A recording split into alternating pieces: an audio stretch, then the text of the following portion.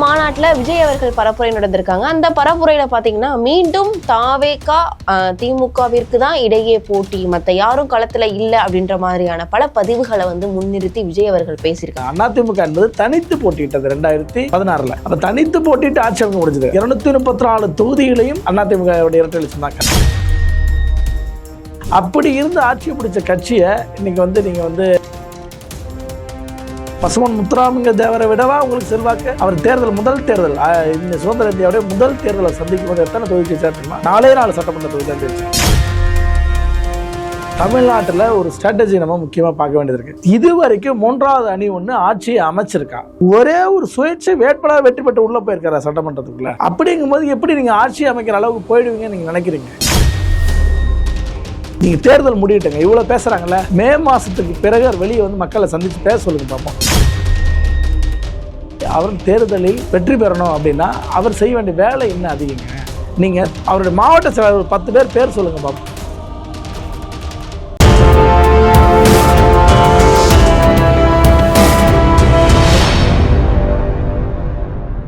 யூத்தமிழ் நேயர்களுக்கு வணக்கம். நான் உங்கள் பிருந்தா சங்கர். இன்று நம்மோடு சிறப்பு விருந்தினராக இணைந்திருப்பது ஊடகவியலாளர் ராஜா ஸ்டாலின் அவர்கள். வணக்கம் சார். வணக்கம் சார்.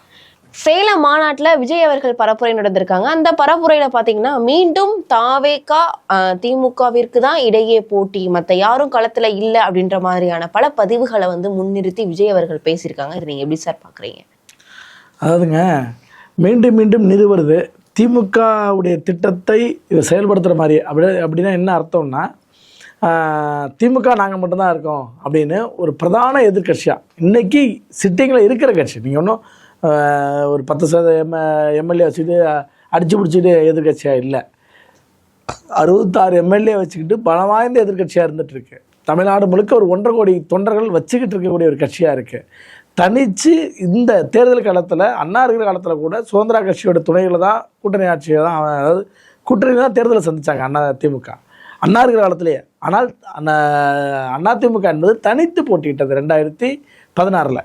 அப்போ தனித்து போட்டிட்டு ஆட்சி அமைக்க முடிஞ்சது. அப்போ 234 தொகுதிகளையும் அதிமுக இரட்டை இலட்சம் தான். கருணாசும் தனியரசும் கூட இரட்டை இலட்சம் தான் இருந்தாங்க. அவங்க 2 பேரை தாண்டி வேறு யாரும் கூட்டணியில் இல்லை. அப்படி இருந்து ஆட்சி பிடிச்ச கட்சியை இன்னைக்கு நீங்கள் சும்மா எடுத்தடுப்பில் அது ஜஸ்ட் லைக் தட் அப்படின்னு பேசுகிற விஷயம் இருக்கு இல்லையா? அது இது அரசியல் முதிர்ச்சியின்மை தான். நீங்கள் உங்களுக்கு ஒரு செல்வாக்கு இருக்குது அப்படின்னு நீங்கள் நினச்சிங்கன்னா, இதை தாண்டி செல்வாக்கு இருக்கிறவங்களாம் தமிழ்நாட்டில் இருந்தாங்க. பசுமன் முத்துராமலிங்க தேவரை விடவா உங்களுக்கு செல்வாக்கு?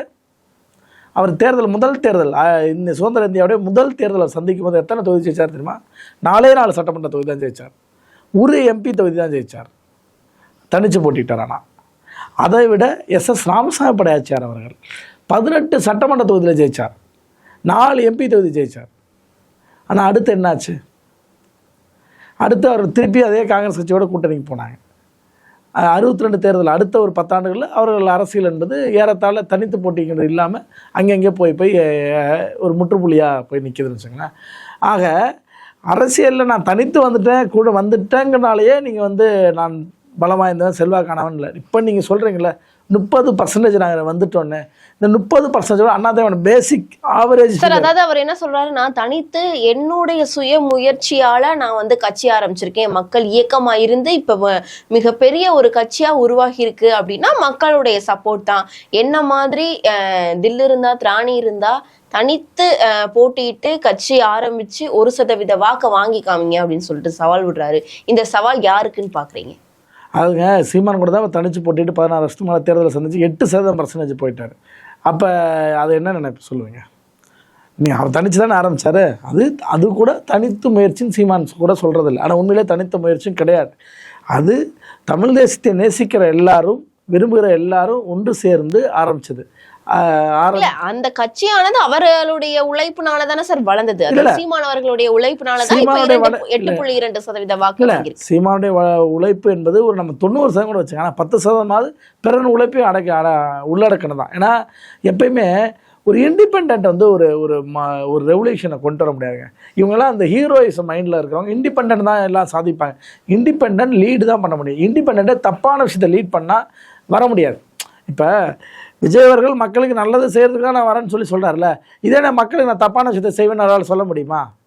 ஏன்னா நீங்கள் சொல்கிற நோக்கம் மக்களுக்கு ஏற்றுக்கொள்ளக்கூடியதா, மக்களுக்கு நன்மை செய்யக்கூடியதா இருந்தால் தான் வரும். ஆக அதுதான் வந்து நீங்கள் பேசப்படுது. விஜய் நடித்த எல்லா படமும் ஓடிடுச்சா? எல்லாமே சூப்பர் டூப்பர் ஹிட்டா? இல்லை, எத்தனையோ ஃபெயிலியர்ஸ் இருக்குல்ல. சக்ஸஸ்ங்கிறது ரொம்ப கம்மியாக தான் இருக்கும் எல்லாருக்குமே. மனுஷனுக்கு நம்ம 10 தொழில் பண்ணோம், ஆனால் 2 தொழில் நல்லா கிளிக் ஆகும், 8 தொழில் ஃபெயிலியர் ஆகும். அதுபோல் தான் விஜய் 100 படம் நடிச்சிட்டாருன்னா 20 படம் தான் சூப்பர் டூப்பர் ஹிட்டாக இருக்கும். அப்புறம் ஆவரேஜ் படம், போட்ட படம் வந்துடுச்சு அப்படிங்கிற ஆனால் ஒரு இடம் இருக்கும். அப்போ இப்படி தான் அரசியலுமே. ஆக எல்லா நேரத்துலையுமே ஆளுங்கட்சியாகவே இருந்த கட்சின்னு ஒன்று கிடையாது. காங்கிரஸ் கட்சி எல்லா நேரத்துலையும் ஆளுங்கட்சி அவங்க தாங்க அப்படின்னு சொல்ல முடியாது. சுதந்திர இந்தியாவில் முதல் தேர்தலையே 1951 காங்கிரஸ் இங்கே வந்து பெரும்பான்மையோட ஆட்சி அமைக்க முடியல. அப்போ எஸ் ராமசாமி படையாச்சாரும் மாணிக்கவேல் நாயக்கரும் சேர்ந்து தான் அந்த கட்சிக்கு ஆதரவு கொடுத்து ஆட்சி அமைக்கிற சூழல் வந்துச்சு. இந்தியாவில் முழுக்க ஆட்சி அமைச்சிட்டாங்க, ஆனால் தமிழ்நாட்டில் அது முடியல. ஆக ஒரு கட்சி பலவாய்ந்த கட்சியாக எல்லா நேரத்துலையும் இருக்குன்னு சொல்ல முடியாது. எதிர்கட்சியும் ஆளுங்கட்சியும் மாறி மாறி வர வேண்டியிருக்குன்னா ஒரு சின்ன சின்ன தவறுகள் கூட தேர்தலில் பிரதிபலிக்கும். அதிமுக என்ன ஒரு தலைமையே மாறிடுச்சு. இப்போ ஒரு குடும்ப வாரிசாக வரல அவர் எடப்பாடியார் என்ன பண்ணார்? பிரசிடண்ட் அம்மா அவர்கள் மறைவுக்கு பிறகு திடீர்னு கட்சிக்கே வேக்கண்ட் ஆகிடுச்சு. யார் தலைவரும் தெரியாது, என்னன்னு தெரியாது, அந்த சூழலை வந்தவர். அப்போ பல்வேறு எதிர்ப்புகளும் இருக்கதான் செய்யணும். ஏன்னா அவர் கூடவே சமமாக இருக்கிற, இன்னும் சொல்ல போனால் எடப்பாடியாரே நிறைய பேர் அண்ணன் சொல்லியிருப்பார். இப்போ அண்ணன் செங்கோட்டையன் கூட கூட்டிருப்பாரு. ஏன்னா செங்கோட்டையனால அறிமுகப்படுத்தப்பட்டவர்னு சொல்கிறாங்க. ஆக அப்படி கூட இருக்கலாம். ஆனால் அவரே இன்னைக்கு வந்து லீட் பண்ணும்போது, அதே செங்கோட்டையன் தான் தலைமை தாங்கும் போது அந்த நெருக்கடி இருக்க தானே செய்யும். அப்போ இதையெல்லாம் கையாண்டு வந்து இன்னைக்கு கட்சியுடைய பொதுச்செயலாளர் ஆகி இன்னைக்கு வராரு. அப்படிங்கும்போது கஷ்டப்பட்டு அந்த ரூட்டு தான்.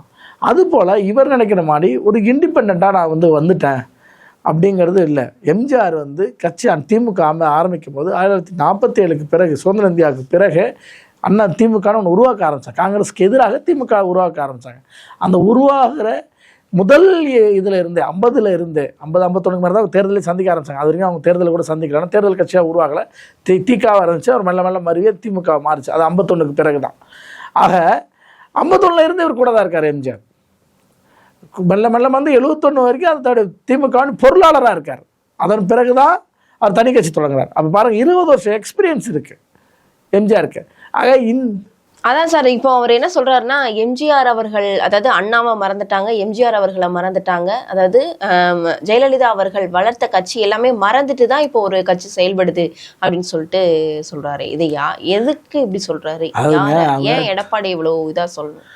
அவங்க திமுகவை ஆதரித்து பேசுகிறத விட்டுட்டு எதிர்க்கிற மாதிரி ஆதரவு நிலைப்பாடு செய்கிறது தான் வெளிப்படையான குற்றச்சாட்டு. நான் என்ன வெளிப்படையான குற்றச்சாட்டு வைக்கிறேன்னா, நீங்கள் திமுகவின் எதிர்ப்பு ஓட்டுகளை அறுவடை செய்வதற்காக உருவாக்கப்பட்டவர். இல்லை சார், திமுகவுடைய எதிர்ப்பு ஓட்டுகள்னு எப்படி சொல்ல முடியும்? அதாவது இவர்களுடைய அதாவது இவர்கள் வழியாக வளர்ந்த விஷயங்கள் எல்லாம் வந்து மறந்துட்டு தான் ஒரு கட்சியே நடக்குது அப்படின்னு சொல்றாரு. இப்போ அந்த முழுக்க அதிமுகவை தானே சொல்றாங்க.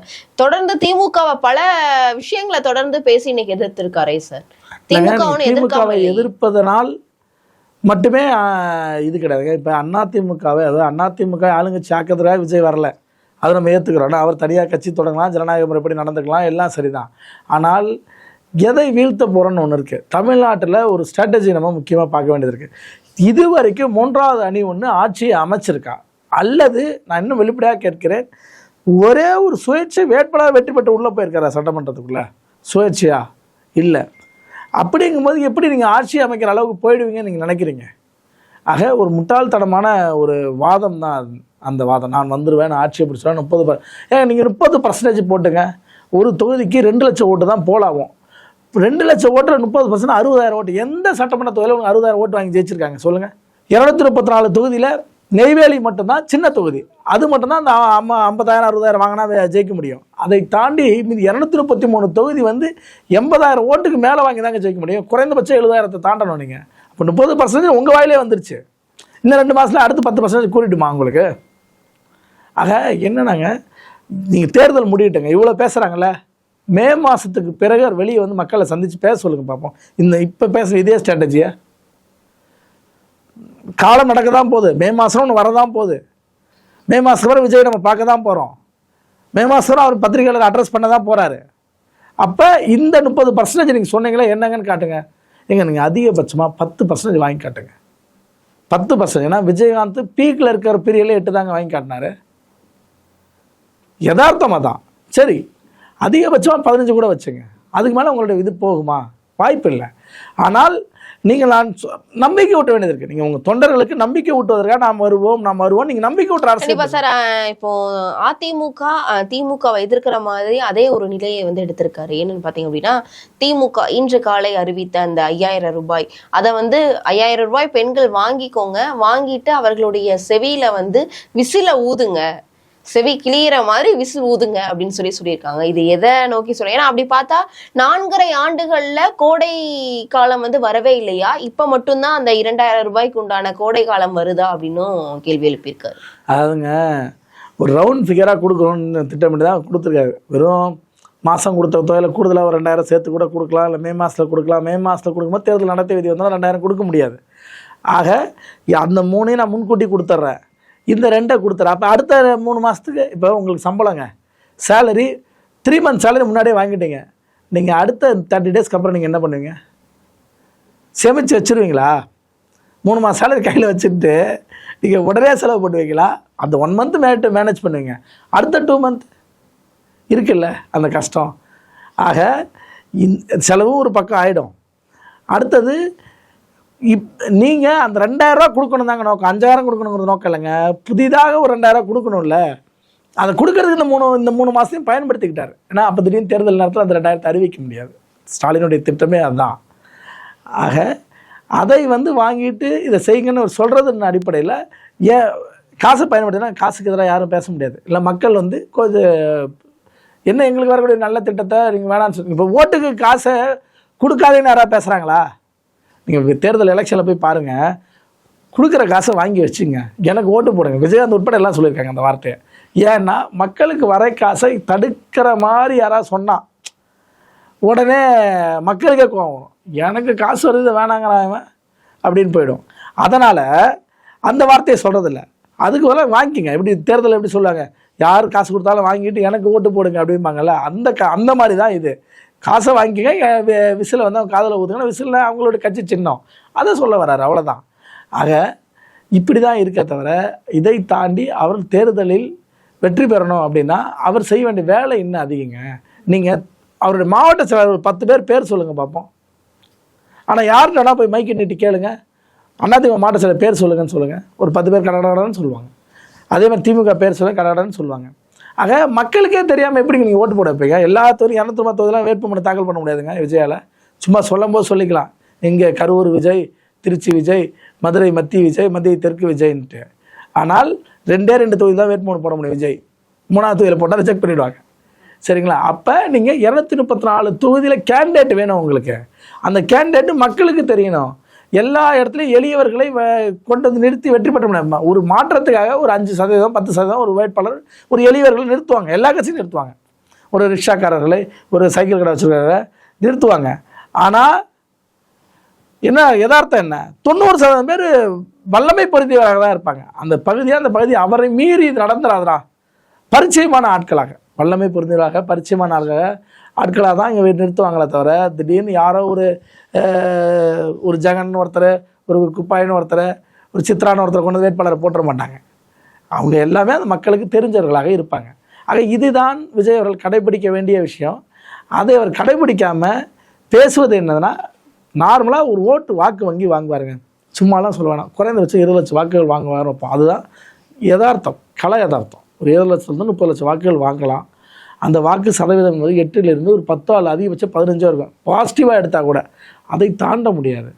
ஆனால் இங்கே இது எதுக்கு உதவும்னா, அந்த எதிர்ப்பாலை இருக்குல்ல, அந்த எதிர்ப்பாலையை வாங்குவதன் அடிப்படையில் திமுக மீண்டும் ஆட்சி வருவதற்கு சாதகமான சூழலை அவர் அமைச்சு கொடுப்பார். ஏன்னா இதுக்கு உதாரணம் நான் சொல்கிறேன். தருமபுரியில் சீமான் அவர்கள் வாங்கின வாக்கால் 20,000 ஓட்டுகள் வித்தியாசம்லாம் பாட்டாளி கட்சியில் சௌமியா அன்புமணி தோற்றார்.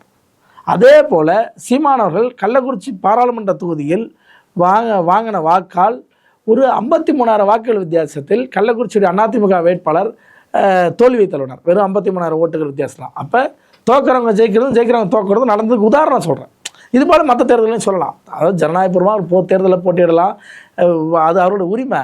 ஆனால் என்னன்னா, இதுக்கு என்ன தீர்வு அப்படின்னா, குமிழ் அதாவது பரவலாக வேட்பாளர் போடுவதை விட அடர்த்தியாக போடுவது அப்படின்னா என்னென்னா, அதுதான் நான் சொன்ன அந்த 51 தேர்தல். அதில் 51 தேர்தலில் எஸ் ராமசாமி பிடாச்சி அவர்கள் அவருடைய கடலூர், விழுப்புரம் போன்ற மாவட்டங்களை மட்டும் போட்டிட்டாங்க. அதனால் அவர் பர்ஃபார்ம் பண்ணி 18 வந்துச்சு. மாணிக்கவேல் நாயக்கர் செங்கல்பட்டில் போட்டிட்டார், அதனால் அவர் 9 தொகுதி ஜெயிச்சார்.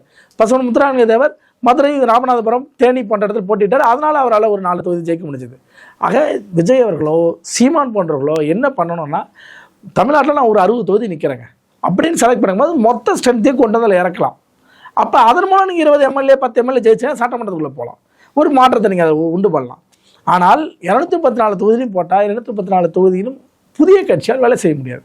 கண்டிப்பா. இது நீங்க சொல்ற விவரம் நம்ம 2026 சட்டமன்ற தேர்தலுக்கு பின்புதான் தெரியும். ஏன்னா விஜயோடைய வருகை கண்டிப்பா ஏதோ ஒரு கட்சியில ஒரு மிகப்பெரிய தாக்கத்தை ஏற்படுத்தும் அப்படின்னு சொல்லிட்டு தொடர்ந்து பல அரசியல் விமர்சகர் சொல்லிட்டு இருக்காங்க. அந்த வகையில விஜய் அவர்களும் தொடர்ந்து அரசியல் களத்துல வேலை செய்யறதற்கான உண்டான வேலைகளை தொடர்ந்து அவரும் செஞ்சுட்டு இருக்காரு. அவரும் தேர்தல் வாக்குறுதிகளை மக்களுக்கு தேவையான தேர்தல் வாக்குறுதிகளை நாங்க கண்டிப்பா மக்களிடம் எடுத்து சொல்லி 2026 நாங்கள் ஆட்சி அமைப்போம் அப்படின்னு சொல்லிட்டு இருக்காரு.